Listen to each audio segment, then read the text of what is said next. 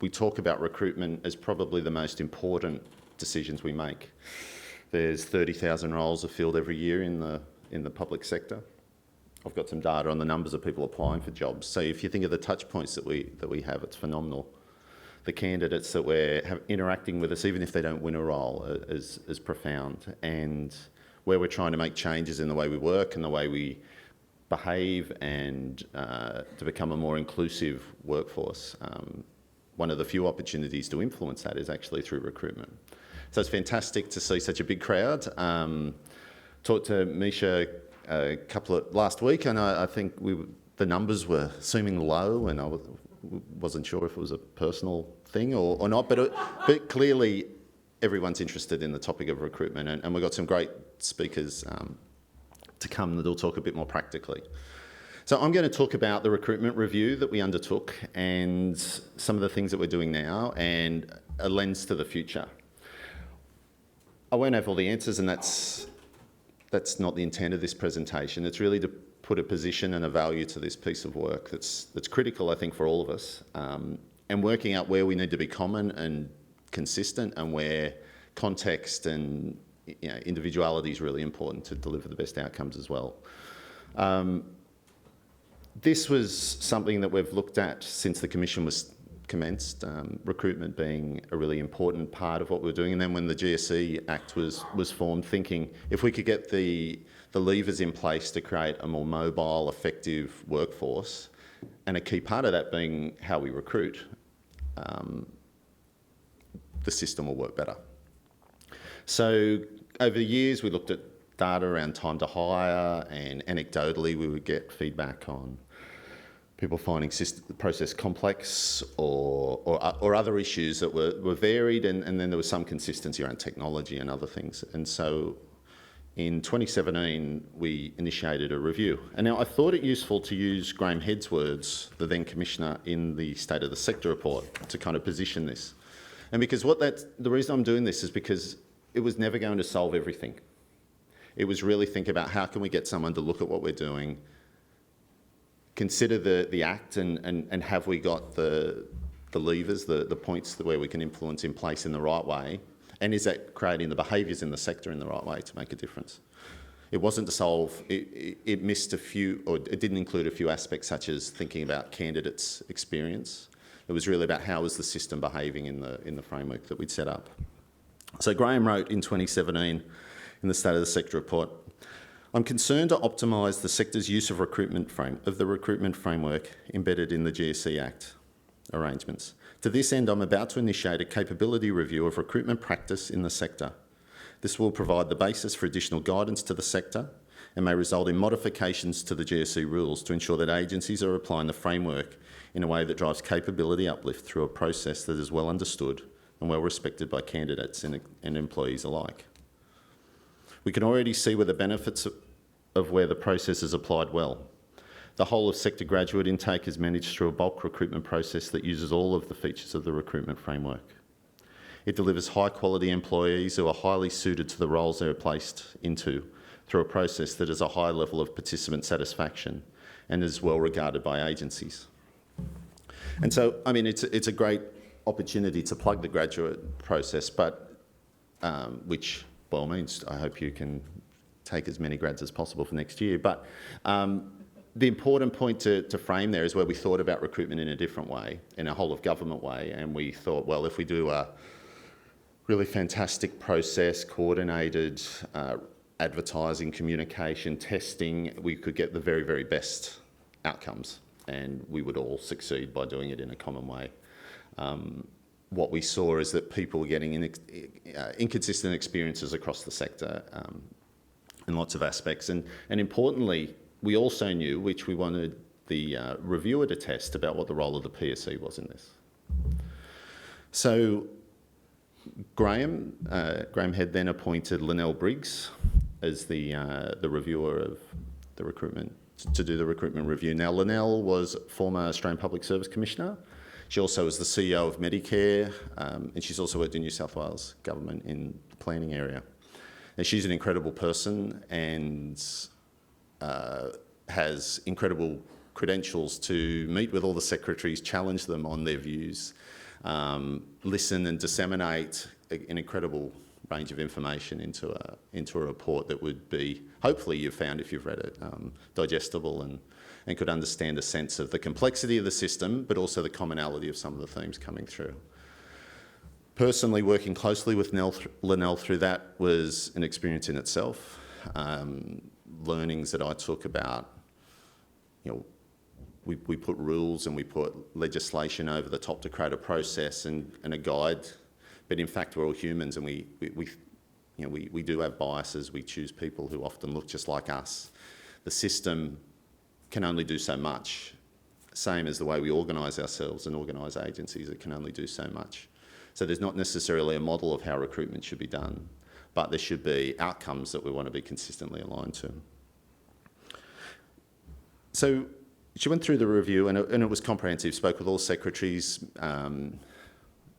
deputies in most areas in the corporate HR space, and in 3 clusters delved deeper into their organisations to get a sense of actually what was the experience. The 3 biggest barriers that she identified to the adoption of the reforms that we'd introduced were challenges around hiring manager capability, access and the use of talent pools, which we'll have some time at the end, so I'd be happy to answer questions or see a discussion to that, and technology.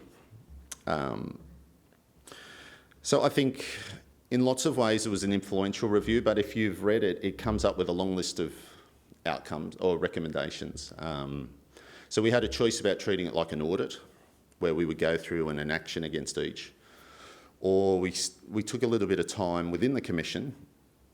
And now this review was presented to the Secretary's Board and we got feedback and it was generally supported in the outcomes that it was suggesting. But we decided to step back and think, well, what's the root cause of lots of these challenges that we've got? And how are we going to pace a series of activities to try and actually take us to a better place in the long term? You would all see where you've got a range of initiatives that you try to do, and if they're related to each other, if you get the sequencing wrong, or you'll make an action that'll be contradictory to another one. And so actually thinking about thematically what were the issues that come from it. So the recommendations were really grouped into 8 areas: capability, diversity, future-proofing the system, merit, and I'll come back to merit, mobility, and really an absence of mobility in the sector in a way that was efficient.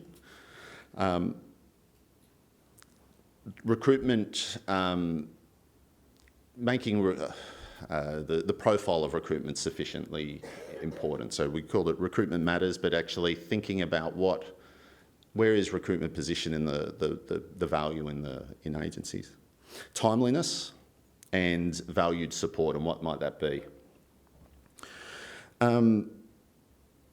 It was a review that we took a lot of heart in, that there was a lot of positives that was going on well across the sector, and I think for the Commission, because we tried to do lots of things, we took some feedback about where we were either explicit in effort, and that was either a frustration, or sometimes we were principles based and people wanted further guidance.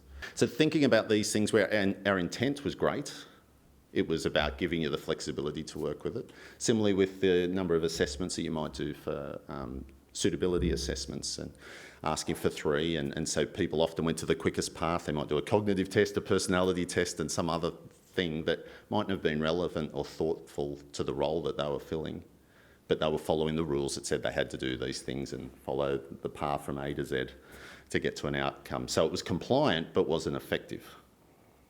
So how do we shift from one point to the other is really hard.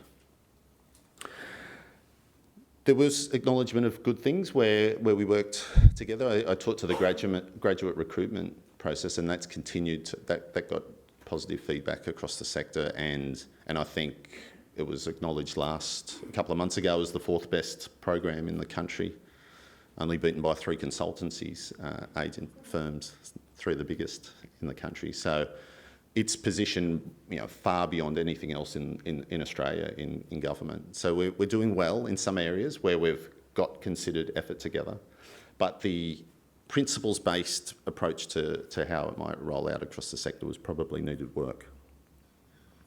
So you're going to hear a bit more about where it's working well in the sector later this morning, and give a bit more detail actually about how this can be a process and go through change to actually get the really best outcomes.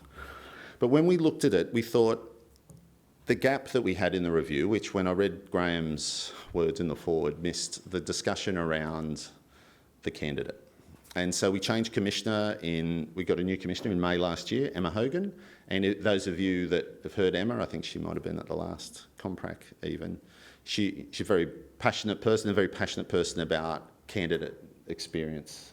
She's a HR professional and who is troubled by the fact that we might drive process to achieve an outcome to satisfy ourselves, but not thinking about if we get the best outcome for a candidate, a best experience for a candidate, that's the best thing in the long run for us. So this point that's raised talks from Linnell, which has been on the board for a while, which is a quote from the report, and there's a lot in this. And so Emma read the report, her and Catherine Grummer, who was with us at the time, and others, Jen Perry, and everyone who had a contribution to recruitment in the commission thought through where do we take it forward. And we can't do 38 activities to try and make a difference, but we can start moving in a path where there's some quick wins that we can make, but also we can start creating a conversation and better behaviours so that the candidates can have a seamless experience, whether they're applying for a role in transport, Premier and Cabinet, or health. Like thinking about if it's one government, I work for New South Wales as an EVP that we've invested strongly in. What does that mean for someone applying for a role? So last year, 2017-18, so this excludes industry and health data, but we had almost 500,000 people started applications. Sure, there would have been people who did multiple ones, but 500,000 touch points with roles. And just under 400,000 people completed them. And we interviewed 67,000 people, 31,000 people employed, and it costs over $200 million. That estimate's arguable, but contestable, but I think the amount is, the investment that we place in this is so big. So do we put right effort and focus as organisations, as a sector, when the numbers are so important and so big? We're the largest employer in the Southern Hemisphere. We're in regional New South Wales, we contribute up to a fifth of the local labour force. So are we doing these things with complex problems in an evolving world in the right way? We look at the time to hire for a candidate to think of 9 weeks from start to finish on average. 100,000 people don't complete applications. 100,000 people don't complete applications. Have we ever thought about why the people have started or not? I would say it would be unusual for us to review a process and think about why there's been dropouts and what's their experience been, and learn from that for the candidate. Learn about what that means for the next candidate experience that we're invoking. 60% of people who apply are from external to the government, but only 40% or 39% external to the government are employed. Now, maybe those numbers are okay, but we're getting a large touch with people who don't already work in the New South Wales public sector, who are having an experience that, well, firstly, it's unsuccessful, but secondly, it's taken a long time. Maybe they haven't even completed their application when we think through it. And they've probably got limited feedback to actually why they haven't made it, and actually why not, what do they need to do, or what help can they do to find their way into the New South Wales public sector. I'll just leave it on that slide for a moment. So what are we doing now?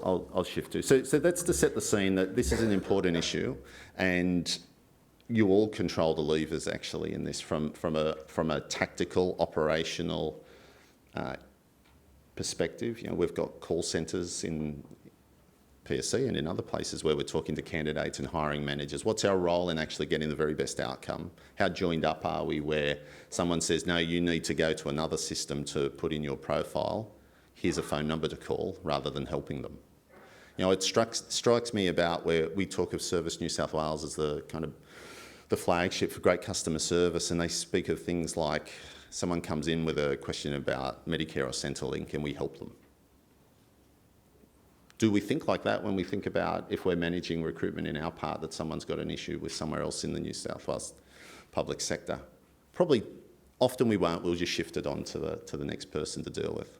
So our mindset is very much placed in a position of our own work, and some of that's because of resourcing pressure, but it's really also about not thinking about the candidate experience and the bigger picture about New South Wales government and the I Work for New South Wales brand. So the position's very important, but we've done a few things already. So we've created a small team in the Commission, and and this is one of the things that Emma was really passionate about, of having a lot of field work, sending the team. So the central government, as many of you would have experienced, can often make decisions for others without actually walking a mile in their shoes. And PSC is as guilty as anyone of that at times. And we need to be better than that. And this is an area where we run the Taleo system for many of you, and we also manage the website, but the day-to-day work that's happening for most roles across the sector is done elsewhere. And so needing to really understand what that means, what's the experience for the people working there, and what's the experience for people applying for roles in different parts of the sector is important in framing the right responses for us. So we're doing a lot of field work, and more of that will come. Knowing that we don't own all the answers, and knowing that we've got to be responsive to feedback about how we can position things. Where do we need to be tighter in our rules? Where do we need to be more explicit in guidance? Where do we need to connect people that do great work, such as what we're going to hear today, to others to think about maybe that might work in our context? We've launched the Strategic Workforce Planning Framework, and thinking about this recruitment doesn't sit in isolation to the rest of the workforce consideration. And if we have the aspiration to be fantastic at strategic workforce planning, lots of our challenges will be resolved in the best way. Thinking about where we're heading, not as opposed to someone's left and I need to fill that gap, which does happen, but having a plan to where we're heading will mean that the process will be much, much easier. So building and thinking about, and this is one of our challenges, is think about how we can build on this and make this just part of, not saying that we want strategic workforce planning, but it's just what we do. We've developed a flexible job share platform, connecting sector employees to apply for roles, for job sharing roles. Some of the things that Linnell spoke to, some indirectly, but in the report, was about how the challenges we've got on around bias and perpetuating making decisions that while we talk capability, we put other barriers in place that mean we often choose, it's limiting our efforts around diversity because we've got other barriers that go beyond a capability framework. Well, you've got to be full-time and you've got to be in a certain location. And if we can start freeing up some of these notions and thinking, how do we design work and roles, we might be better. I'll talk now about merit, which I think is a fascinating piece of consideration in this, and public servants across probably the globe would talk about the importance of merit in making decisions. And Linnell very, she had a unique way of saying things, and she once said to me, merit is here to support the old boys club. It perpetuates the problems that we've got because we'll always make a decision based on who's the best person to do the job tomorrow. And we'll define that by merit because they've got the runs on the board and they will progress forward. And so we soften the words in the report to not use that, but the language in there is very strong about we should recruit people for potential. Not potential to be a secretary, but to look at the role that we're filling and think who has got the best opportunity to make the very, very best of this position, and then see them fill it. Now, once you think about that, you don't think about who will do the very, very best job tomorrow, because how often do we go, oh, it's an urgent recruitment, I really need someone to hit the ground running. That's great for the first couple of months, but it's a long game recruiting people. If we're thinking about the long game, we might actually make decisions where the very best person could do it. And so then you start opening up the door to lots of other people who might not have had the years working in that same team. They might have had career breaks for whatever reason. They might have a vision to what the role could be that might be actually what you need. And that is still very, very respectful to merit. But it's thinking about actually how do we define merit and what does merit mean? And if we did a discussion around each table, I'm sure we'd have slightly different versions of what merit is. So there's work that we will do, I think, in the Commission to put a bit more appreciation to what merit is. Not to remove merit, I don't think, but to understand what it means and what does it practically mean in decision making. And I actually think also thinking about the history of merit and how it sits. It's often, it's the fallback, it's the defence, it's the I've justified this because of A, B and C, and then we've linked it to merit. So I think there's some work to be done there. We've also looked at the capability framework, which is explicit in recruitment, and taken, done a stock take on that, and we're going through a process of implementing improvements. Part of the Commission's work, forward-looking work, is about work of the future and thinking, what are the capabilities we need to start considering in the future? So how can we make the capability framework, in keeping with everything else we're doing, respond, and there might be new skills that we might need to, or capabilities we need to think about that the public servant of 2025 or 2020 needs to be to really succeed at different aspects, such as thinking about how we work in terms of, it's not just project management, we're thinking about agile, human-centred thinking and so on. So what we've also looked to, which I'll talk now to, is about technology. How many minutes have I got? 5 minutes, so no questions, I've done well. I'll quick talk to technology. So I look after the recruitment team that manages Taleo, and for many of you, and also I work for New South Wales website, and one of the, and I think we wanted Linnell to explore where the discussion around technology was. PSC had also endorsed a handful of human capital management platforms 4 or 5 years ago as those that should be implemented. And we often get a discussion, a very sort of tactical discussion by people about this is cheaper than that, or Taleo doesn't work, we should use this. And these are all okay, but the bigger picture should be about where are we heading. And it may not be that in 5 years' time actually having a all-encompassing HCM system is what we should be using.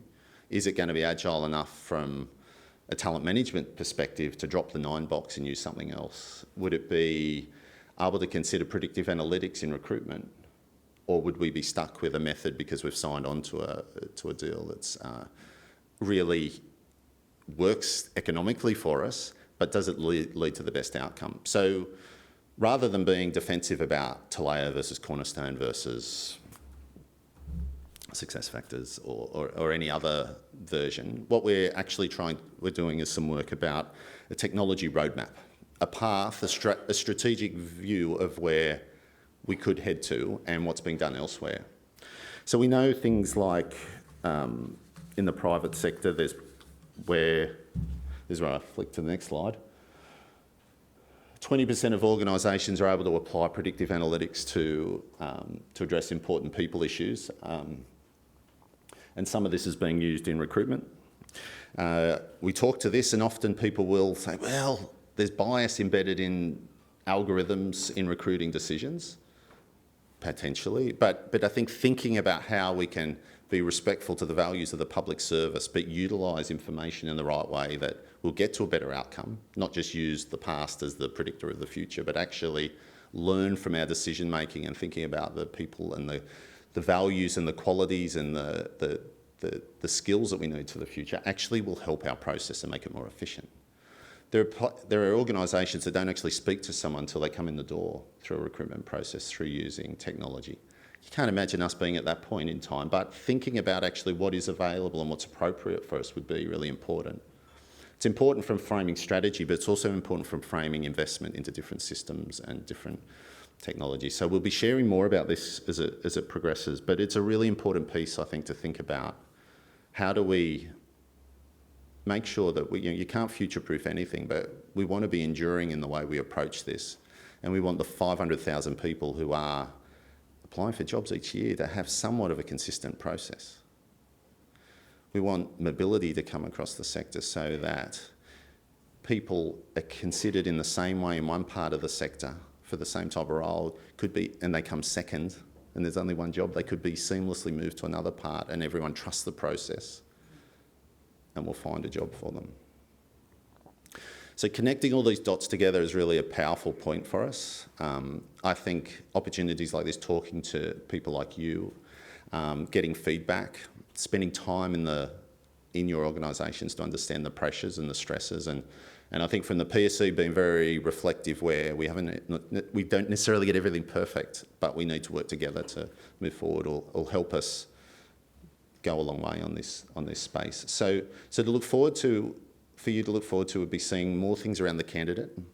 I think a better ICT strategy about where we need to head, and an assessment of, are those systems that we assessed 5 years ago as being the best, are they still current, and is that the best approach? And then working with you on what support do we need.